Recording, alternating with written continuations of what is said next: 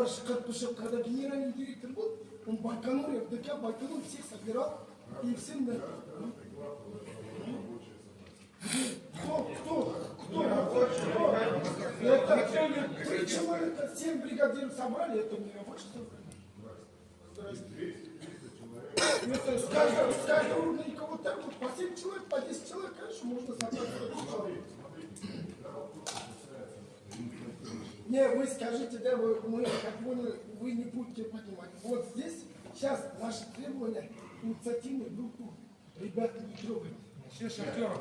Да, вот сейчас я говорю, этот говорит, это я знаю, требования наши. Мы много не требуем. 100% оклад. Шахтеры мы получаем, да, вот получаем сейчас автобус водителя, вот ПТП, который 500, на гора 550 получает. Это не в район. Это не в район.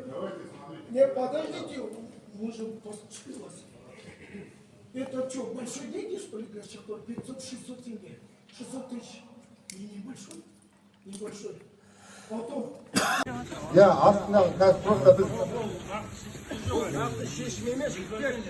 Просто указ предложения. Астына жігіттермен ақылда солай кетті қазір. Туыстар айтыңдар жаңағы. Макс бәрі астына жігіттер ақылда солай кетті. Астына жігіттер қазір өздерінің қалай предложениясын айтады, қалай келісімге келеді, солай болады. Біз нәгезе бәріміз астындағы жігіттерді қолдаймыз. Астында қалай решение қабылдайды, солайынан болады осы. Отырған екі варианты бар. Жаңағы біреуі жаңағы 8-5% айлықты көтеру и еші кварталіне 185 мыңнан. Каждыйна.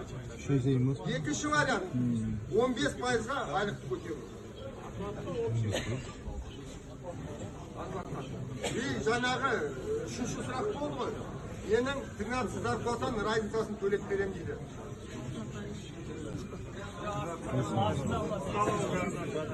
Қудалау жағынан ешкімді қудаламаймыз. Әкімшілік бүкілі демек